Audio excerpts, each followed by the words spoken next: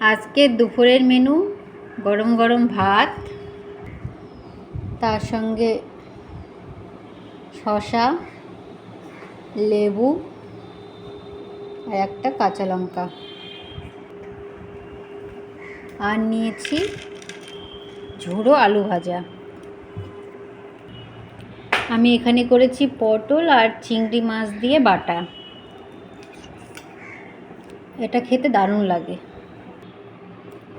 আর করেছি এখানে মুসুর ডাল পাতলা করে, আর করেছি পটল আলু চিংড়ি মাছ দিয়ে মাখা মাখা তরকারি, আর করেছি আমি এখানে ডিম আলু দিয়ে রসা রসা একটা তরকারি। আজকের আমাদের লাঞ্চ মেনু কেমন লাগলো জানাবেন সবাই। জলের গ্লাস।